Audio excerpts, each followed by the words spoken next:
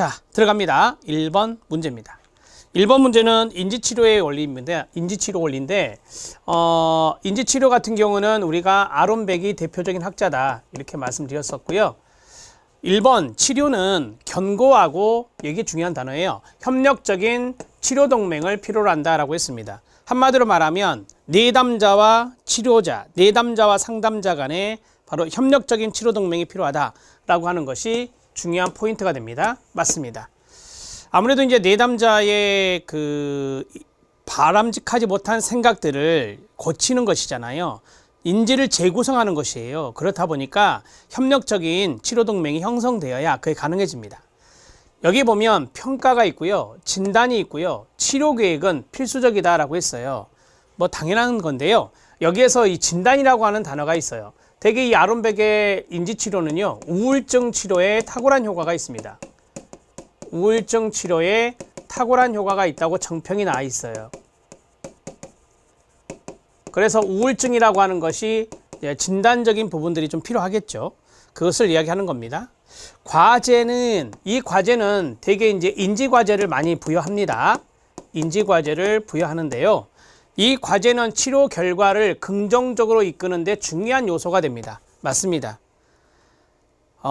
내담자가 그 치료 세팅 외에서 해야 될 과제예요. 그래서 뭐 어떠한 상황이 벌어졌을 때 그게 자동적인 사고가, 어떤 사고가 일어났는지 거기에 대해서 기록을 하는 거거든요. 그래서 이게 자동적 사고 기록지라고 하거든요. 이러한 것들을 인지과제로 부여해요. 이것을 잘 해왔을 때 결과가 좋아진다라고 보시면 돼요. 과거에는 관심을 두지 않고 현재에만 초점을 둔다. 그렇지 않습니다. 과거 탐색도 합니다. 과거 탐색도 실시합니다. 그래서 틀렸는데요. 우리가 이제 아론백의 이 우울증 치료에 대한 그 그림이 있어요. 상담학 교재를 보면 그림이 있는데 그 그림에 보면 어떤 그림이 있느냐. 자, 이런 식으로 그려져 있어요. 부정적인 생활 사건이죠. 이게 이제 환경적인 부분인데 과거 어린 시절을 생각해 볼 수도 있어요. 역기능적 인지도식입니다. 인지에 대한 스키마가 역기능적으로 형성된 거죠. 이런 것들을 바로 이제 과거적인 부분들을 탐색하는 거예요. 과거적인 부분들을 탐색하는 부분이 돼요. 이러한 것들의 영향이 바로 인지적 오류에 영향을 주는 겁니다. 우리가 앞에서 풀었던 인지적 오류요. 그 다음에 여기에서 부정적 자동적 사고가 나타나요. 부정적 자동적 사고가 나타나요. 그리고 나서 이제 문제가 발생하는 거죠. 부적응의 문제가 발생한다. 이렇게 정리하시면 돼요. 이해 되셨어요? 제가 왜 이걸 그려드리냐면 아론백의 인지치료에 부적응, 문제가 발생하는 기제, 메커니즘이 바로 이거예요. 그래서 과거를 탐색하는 요소들이 있어요. 과거의 부정적인 생활 사건이 무엇이 있었는지, 과거의 역기능적인 인지도식은 어떻게 형성이 되었는지, 그런 것들에 의해서 어떠한 인지적 오류가 나타났고, 어떤 생활에서 우리가 어떤 사건에 딱 맞닥뜨릴 때 automatic thinking, 즉 자동적인 사고가 부정적으로 형성되게 되거든요. 이것을 이제 긍정적 자동적 사고로 바꿔주는 거죠. 자, 그래서 이 부적응의 기제를 이런 식으로 그림으로 설명한 게 있습니다. 이걸 이해하시면 아론백의 과거를 탐색했던 분이구나 이렇게 생각할 수 있습니다. 자, 답은 4번입니다. 2번 문제 들어가겠습니다. 2번 문제는 또 별표 쳐야 되겠죠? 로저스의 인간중심 상담 이론에 대한 건데요. 옳은 것을 고른 것은입니다. 자, 첫 번째, 로저스가 이야기한 개념 중에 이게 있죠. 자기 개념과 유기체적 경험의 불일치. 자, 이 불일치가 클 때 심리적 부적응이 발생한다. 당연히 맞습니다.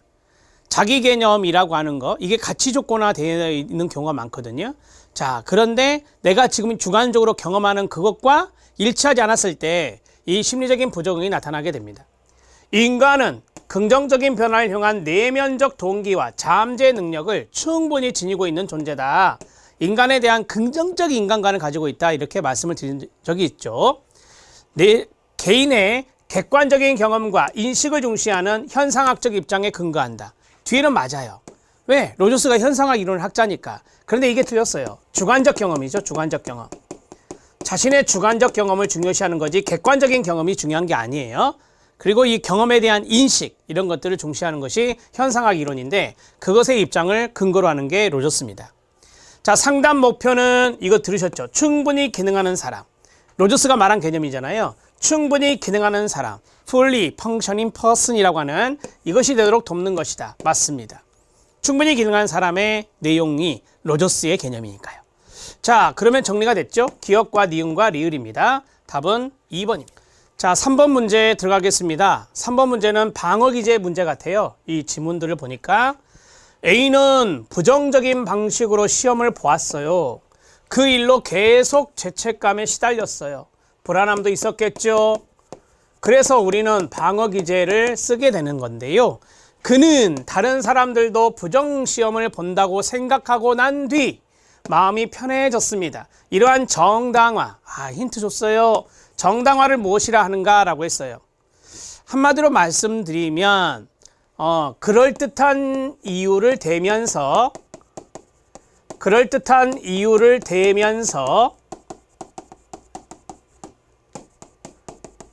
자신을 정당화시키는 겁니다.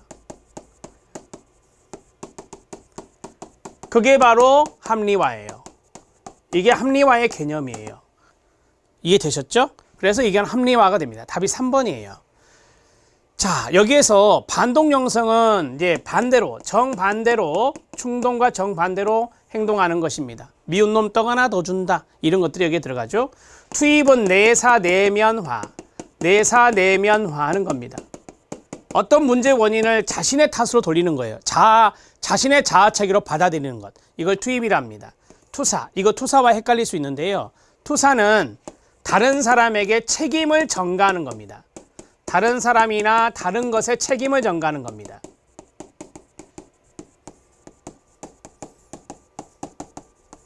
그것을 투사라고 하죠. 자, 이 문제가 만약에 이렇게 나왔다면 투사가 될 수 있습니다. 나는 시험을 잘 보지 못했습니다. 시험 문제가 어려워서요. 이게 투사입니다. 시험 문제 탓했잖아요. 다른 것에 책임을 전가하는 것은 이게 투사입니다. 자, 예를 들어서 이런 겁니다. 어떤 문제 원인을 다른 사람에게 돌리는 거 한번 해볼게요. 우리 지금 둘이 사이가 안 좋은데 나 때문이 아니야. 저 사람 때문에 우리가 사이가 안 좋아진 거지. 이게 바로 투사입니다. 이해되셨죠? 지금 이것은 그게 아니잖아요. 내가 부정적인 방식으로 시험을 봤고, 그렇죠? 내가 부정적인 시험을 봤고 다른 사람도 부정적인 시험을 본다고 내가 생각한 거예요. 보았다고 생각을 한 거죠. 그러면서 마음이 편해진 거예요. 이건 다른 사람 탓한 게 아니에요. 그래서 이건 투사가 될 수가 없습니다. 합리화예요. 또 마지막에 정당화라는 키워드도 줬어요. 한마디로 말해서 자신을 정당화시키는 거예요. 그게 바로 합리화라고 하는 방어기제라고 합니다. 투사와 합리화를 구분하시는 노력이 좀 이 문제에선 필요합니다. 이거 제가 생각에 이거 어디 심리학 쪽에 기출문제였던 것 같아요. 우리 공무원 쪽에 심리학 문제가 있거든요. 그 문제에서 제가 하나 가져온 건데 방어기제 문제로 사례 문제로 좋아서 가져왔습니다. 이 선택지는 그대로예요. 그래서 우리가 이거를 건너뛰어야 돼요. 합리화와 투사를 구분할 줄 알아야 되는데 간단히 말씀드리면 어떤 것에 변명을 하면서 정당화시키는 것이 바로 뭐냐면 합리화고, 내가 어떤 문제가 있는데 그 문제의 원인을 다른 것에 탓으로 돌리는 거예요.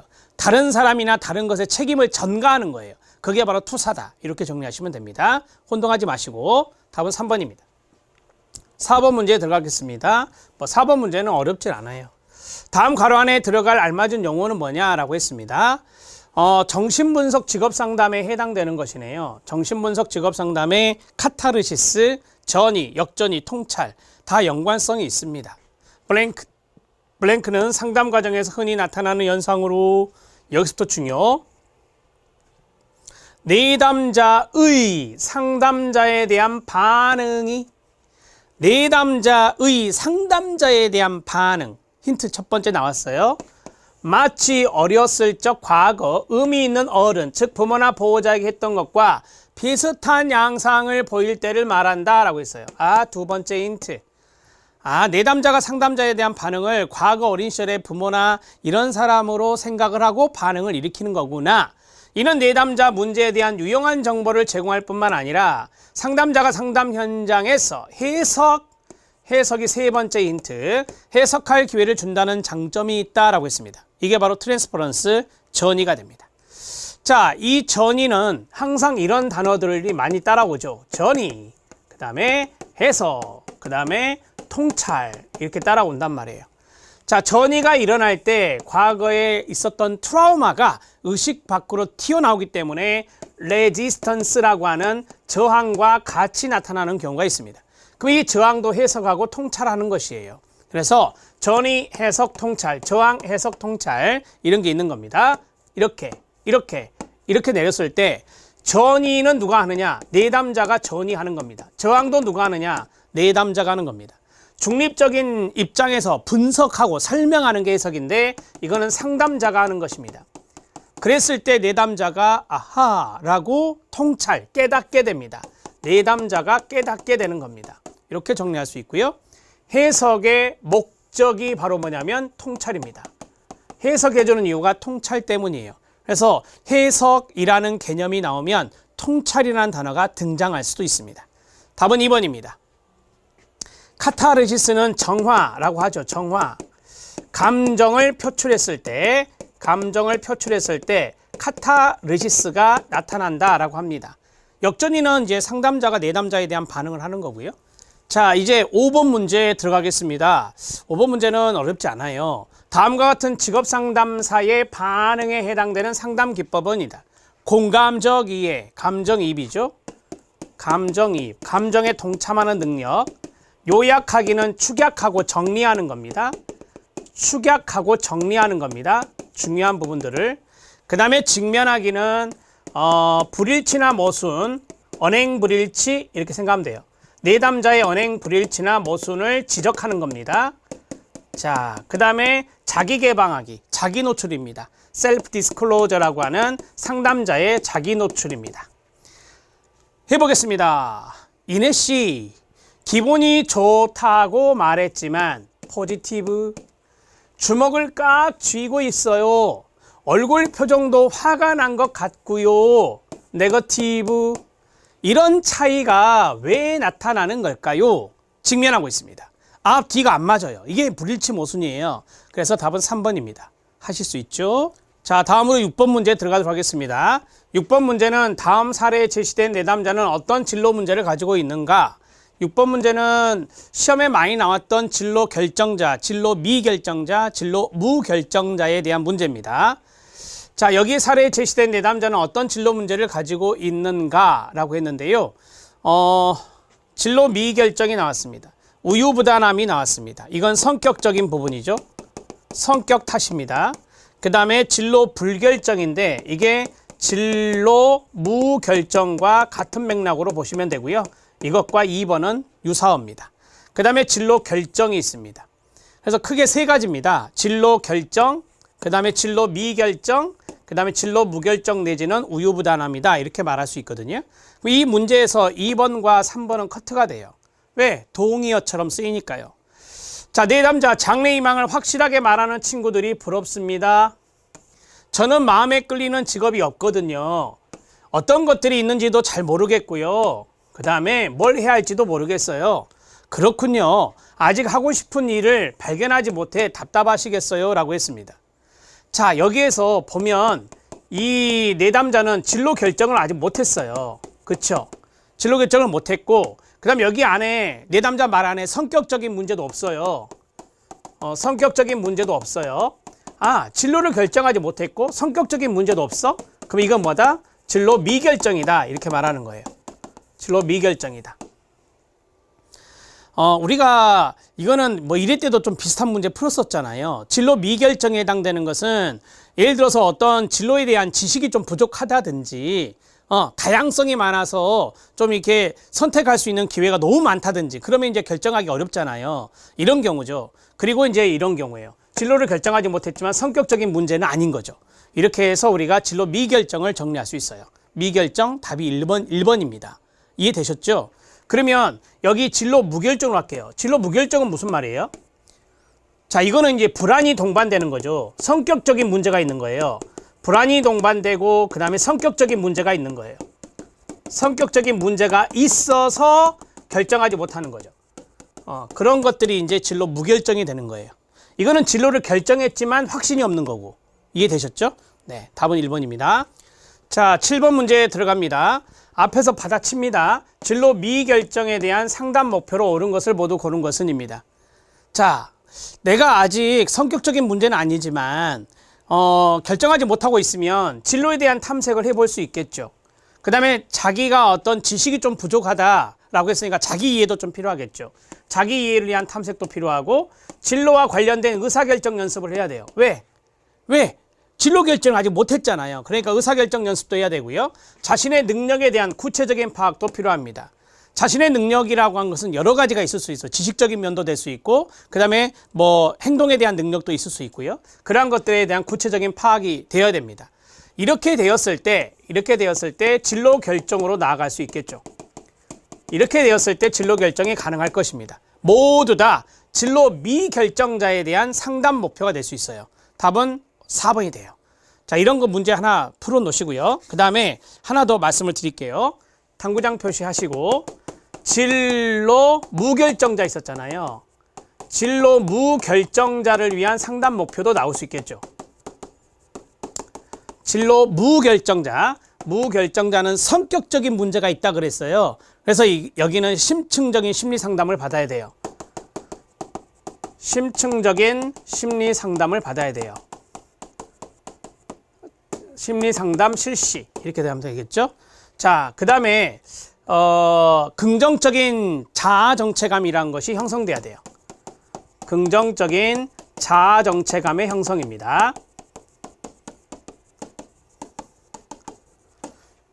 자, 그 다음에 이제 아무래도 성격적인 탓이 있기 때문에 타인의 평가에 이렇게 많이 두려움이 있을 수 있거든요. 그래서 타인의 평가에 상당히 민감해해요. 그런 것들을 좀 저하시킬 필요가 있어요. 그래서 타인 평가에 대한 민감성을 극복해야 돼요. 타인 평가에 대한 민감성을 극복할 필요가 있다. 좀 쓰고 있죠? 뭐 이런 것들도 나올 수 있으니까 써놓으시면 도움이 돼요. 자, 그 다음에 긍정적인 자아 개념을 확립할 필요도 있어요. 뭐 이 두 번째가 같은 말인데 긍정적 자아 개념을 확립할 필요가 있다. 자, 이렇게 4가지 정도 정리해 놓으시면 되겠습니다. 자, 7번의 답은 4번입니다. 자, 이제 8번 문제 들어갑니다. 사이버 직업 상담입니다. 시험에 나올 확률이 높다고 그랬죠? 지금 언택트 시대입니다. 사이버 직업 상담이 많이 이루어지고 있고요. 자, 특징에 해당되는 것을 모두 고른 것은입니다. 자, 사이버 직업 상담은 우리가 이제 가상 공간에서 이루어지는 거예요. 가상 공간에서 이루어지는 채팅 상담이라든지 게시판 상담이라든지 이런 것들에게 들어갈 수 있는데요. 자, 슈퍼비전과 자문이 용이하다. 맞습니다. 슈퍼비전은 지도 감독이라고 하는 것이잖아요. 그 다음에 자문을 구하는 거 이런 것들도 가능합니다. 우리가 이제 슈퍼비전이나 자문 같은 경우 이 게시판 상담의 내용을 예를 들어 지도 감독자에게 보내주면 상담의 내용을 보내주면 여기에 대해서 피드백을 받을 수 있잖아요. 자문도 받을 수 있고요. 이런 것들이 용이합니다. 심각한 문제를 가진 내담자 장기 상담할 수 있다. 이거는 조금 어려워요. 이런 것들은 대면 상담이 좋죠. 이런 것들은 대면 상담이 좋아요. 사이버로 하는 것은 되게 이제 심각한 문제라기보다는 약간의 경미한 문제, 부적응의 경미한 문제가 있고 단기 상담을 할 때 많이 쓰는 거죠. 상담 과정에서 평등성 확보가 가능하다. 이거 맞습니다. 이런 것 좀 잘 알아놓으시고요. 사이버 직업 상담은 익명성이라는 게 있어요. 리을에 있어요. 익명성이 보장됩니다. 그러니까 내담자의 사회적인 지위 등 이런 조건이라거든요. 이것을 몰라요. 내담자의 사회적 지위 등 이러한 조건을 모르는 상태에서 합니다. 모르는 상태에서 하니까 상담자와 내담자의 상담 과정에 평등성이라고 하는 것이 확보되기가 용이하죠. 자, 이해되시죠? 네. 이게 또 익명성이기도 하고요. 그래서 디귿과 리을을 같은 맥락에서 생각하시면 돼요. 그러면 답은 기억과 디귿과 리을이 되겠습니다. 답은 3번입니다. 사이버 직업 상담의 장단점 이런 것들을 이론서에 있었죠. 그런 것들 좀 정리해 놓으세요. 근데 어렵진 않아요. 사이버 직업 상담의 문제가 그리 어렵지 않기 때문에 쉽게 생각하시고 푸세요. 자, 이제 9번 문제 들어갑니다. 생애 진로 사정, Life Career Assessment입니다. LCA라고 한다고 했었죠. 여기에 대한 설명으로 옳은 것을 모두 고른 것은입니다. 아들러의 개인 심리학에 기초한다. 맞죠? 아들러의 개인 심리학에 뭐 초기 기억의 회상 이런 것들이 있었습니다. 그래서 두 번째 보시면 전형적인 하루에 대해서 알아보고 진로사정은 이제까지 쭉 어떤 진로적인 측면의 내용을 어세스먼트 하는 거고요. 강점과 약점이라든지 요약 이 네 가지 구성되어 있다는 거 알고 계실 겁니다. 여기 두 가지 연결해서 보시면 돼요. 자, 이 네 가지 요소 안에 아들러의 개인 심리학적 요소가 들어있기 때문에 그렇습니다. 자, 이거 어떻게 외워요? 진, 사, 전, 하, 강, 창, 요약 두 글자씩 이렇게 외우자겠죠. 진로, 사정, 전형적인 하루, 장점과 장애물, 약점이라고도 하고요. 장애물이라고도 합니다. 그 다음에 요약입니다. 내담자의 정보를 수집하는 단계, 이게 초기 단계 때 하는 겁니다. 비구조화? 아니에요. 이게 네 가지로 구조화되어 있잖아요. 네 가지로 구조화가 되어 있어요. 그래서 구조화된 도구다. 구조화된 도구다. 그래야 돼요. 자, 내담자를 객관적으로 파악할 수 있는 표준화된 검사다? 아니요. 표준화된 검사는 되게 양적인 검사잖아요. 수량화하는 거잖아요. 이건 수량화하는 거 아니에요. 면담이 면담. 면담 때 하는 거예요. 따라서 구조화된 것이고 질적 도구입니다. 질적 도구. 자, 면담을 하는 것이니까 이렇게 정리하시면 돼요.